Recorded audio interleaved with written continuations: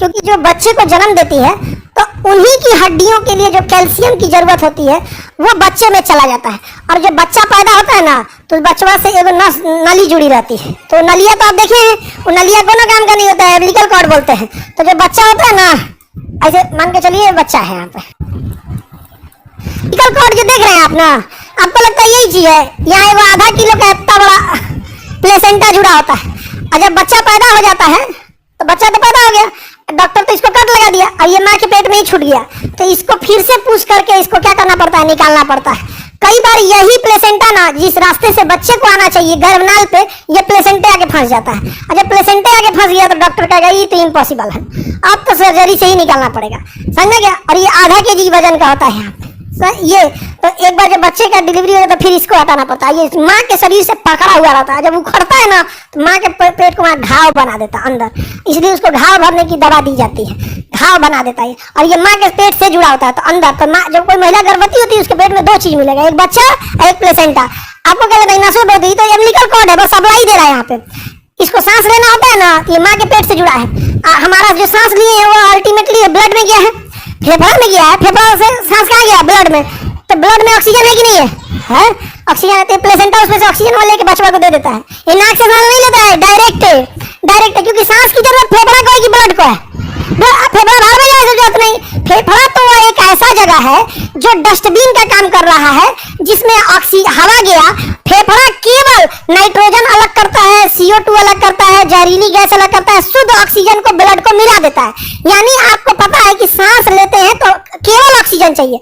हमारे पास हाथ पैर में ऐसी कोई सिस्टम नहीं है जो केवल ऑक्सीजन छांट सके, इसलिए हम सीधे हवा भर लेते हैं और उस हवा में से नाइट्रोजन अलग करना, CO2 अलग करना, हाइड्रोजन अलग करना किसका काम है? फेफड़ा। और उसमें जो ऑक्सीजन बच गया वो किसमें मिला देता है? ब्लड। यानी शरीर में अगर शुद्ध ऑक्सीजन चाहिए तो कहाँ मिलेगा? ब्लड में। कहाँ मिलेगा? ब्लड। जो लड़का है ना, इनाक से सांस नहीं लेता है, इसका फेफड़ा रेस्ट करता है, कहता है हमको क्या जरूरत है, मम्मी कर रही है। इसकी माता ने पूरा फेफड़ा साफ किया और ऑक्सीजन को कहाँ मिलाया? ब्लड में। और उसका ऑक्सीजन में प्लेसेंटा खींच के किसको चढ़ा दिया? बचवा को। इसका सांस लेता ही धड़क रहा होता है, इसका कोई दिक्कत नहीं है, धड़क रहा है वो, समझ गया कि नहीं? सांस, और उसका फेफड़ा नहीं सांस लेता, फेफड़ा सांस नहीं लेता। अच्छा, CO2 छोड़ना रहेगा तो ये प्लेसेंटा से छोड़ देगा CO2 इसी गर्भनाल से, और ये माँ को पेट को पहुंचा देगा प्लेसेंटा का, वापस CO2। तो CO2 भी ब्लड में आ गया और वो CO2 कहाँ गया? फेफड़ा में। माँ सांस छोड़ देगी, शरीर बाहर चला जाएगा। तो बच्चे में ऑक्सीजन CO2 का सप्लाई कौन कर रहा है? अच्छा, जो हम भोजन करते हैं तो भोजन पेट में जाएगा, पचेगा, लीवर हेल्प करेगा, छोटी आंत, बड़ी आंत, सब करके अल्टीमेटली उसका जूस बनाना है। क्या बनाना है? ये प्लेसेंटा रेडीमेड जूस जो माँ के बना है ना वो चूस लेता है और किसको दे देता है? बबुआ को। ले बाबू ले ले, समझ गए कि नहीं? तो क्या उसका कोई पाचन तंत्र बच्चे का काम कर रहा है? श्वसन तंत्र रेडीमेड उसका काम कर रहा है, एकदम रेडीमेड ले लिया है यहाँ पे। किसी को दिक्कत? तो ये होता है माँ के पेट में प्लेसेंटा में रहता है। किसी को दिक्कत? आगे बढ़ जाए तो प्लेसेंटा बहुत होता है, तो इसके शरीर में पूरी हड्डियां का निर्माण होता है। अब जो शरीर में कैल्शियम की जरूरत है, ये प्लेसेंटा माँ से कैल्शियम वो छीन लेगा। कैल्शियम क्या कर लेगा? छीन लेगा। और किसको दे देगा? बच्चा को दे देगा यहाँ पर। अब इसी वजह से महिलाओं में कैल्शियम की कमी हो जाती है, और जब कैल्शियम की कमी होगी तो रीढ़ की हड्डी में दर्द और कमर की हड्डी में दर्द भयानक लेवल का होगा। इसलिए महिलाओं में देखेंगे जब एज ढलता है तब उन्हें समझ में आता है कैल्शियम की कमी क्या होती है। लोग अमूमन जो गर्भवती महिलाएं होती हैं वो न्यूट्रिशंस नहीं खाती हैं। और देहात में एक बड़ी खराब चीज क्या लगता है? उन्हें लगता है कि गर्भवती महिला है तो इसे ज्यादा खाना है, नहीं, उसे क्वालिटी वाला भोजन खाना है, ज्यादा नहीं।